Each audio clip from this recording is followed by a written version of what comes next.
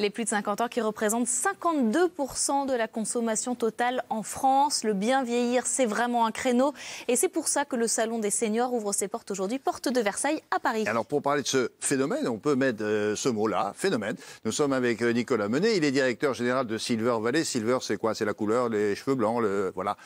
Qui est organisateur, un des organisateurs qui contribue à créer des innovations pour les seniors. Alors un senior, d'abord pour commencer, la définition officielle d'un senior, c'est quoi?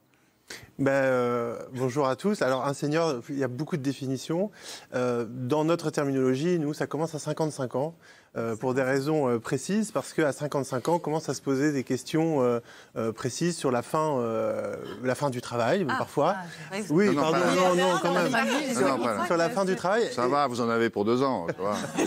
Et surtout, parfois à 55 ans, on s'occupe aussi de son parent, ou même parfois de son grand-parent âgé. Donc on commence à se poser des questions. Ça arrive, bien sûr, on est super... Mais il y en a combien de seniors en France? Alors, il y a 20% de la population française aujourd'hui qui a plus de 60 ans. On a 31% de la population française qui a 55 ans et plus. Et en 2030, on aura 2 millions de personnes qui seront dépendantes. Donc c'est un poids dans l'économie, c'est 20% de la population. C'est un poids considérable dans l'économie. C'est un pouvoir, je dis un poids, c'est pas un poids lourd, c'est pas pesant, c'est pas ça que je veux dire. C'est un pouvoir financier. C'est vraiment une opportunité économique, certes. Ça peut apporter jusqu'à 0,25% du PIB supplémentaire, donc oui.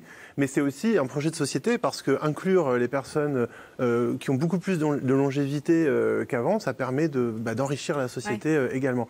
Mais pour répondre à votre question, il est vrai qu'aujourd'hui, ces seniors de plus de 55 ans possèdent 60% des richesses en France. Ah, donc, voilà. Et alors ce sont des consommateurs. Ils ont un pouvoir d'achat. Alors, ils ont... Plus qu'un pouvoir d'achat, ils ont ce qu'on appelle du patrimoine non liquide, c'est-à-dire ils sont propriétaires de leur logement pour 73% d'entre eux.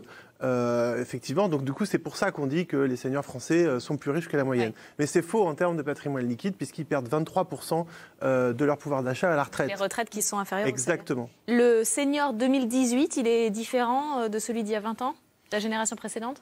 Oui, il est considérablement différent, évidemment. Ah ouais. Aujourd'hui, quand vous êtes une femme, vous avez à 60 ans, 24 ans d'espérance de vie, globalement en bonne santé, ce qui n'était absolument pas le cas il y a 20 ans. Et aussi aujourd'hui, avec ce qu'on appelle les aidants qui s'occupent justement de leurs parents plus âgés, qui deviennent experts dans leur propre vieillissement, puisqu'ils ont vu ce qui pouvait se passer pour leurs propres parents. Effectivement, voilà, exactement. C'est la première génération qui anticipe le vieillissement. Donc, ils sont très différents. Mais c'est les bébés boomers là, qui sont considérés comme seniors. Là. En ce moment, ceux qui sont à la retraite, c'est toute cette génération qui était très forte, très nombreuse. Alors, ils sont très nombreux, vous avez raison. Sur la pyramide des âges, effectivement, il y a un inversement de la tendance. Aujourd'hui, on a effectivement plus de seniors, 62 ans à l'âge de la retraite pour la France, qui naissent que d'enfants en France. Ouais. Donc, c'est effectivement... une mutation démographique absolument capitale. Pour répondre à la question de Caroline, évidemment que ce n'est pas les mêmes. Et ils ont connu Elvis Presley, puis ils ont été à Katmandou fumer des trucs bizarres. Absolument. Mais à part ça, la silver economy, ça correspond à quoi? Quels sont les secteurs qui sont concernés par cette énorme population? Alors, on est dans un pays qui est très en pointe sur la silver economy. On est un des pays les plus innovants du monde sur le sujet parce que dès 2013, l'État français a créé une filière, la filière de la silver economy, qui a permis de créer les conditions de réussite pour créer les innovations qui vont bien pour gérer cette transformation. En tant que filière, ça concerne absolument tous les secteurs. Le voyage, l'assurance, la prévoyance, la santé, mais aussi les loisirs, l'alimentation. C'est vraiment tous les secteurs. C'est ça la silver economy. Très bien. Merci Nicolas Menet. Merci. Merci à vous.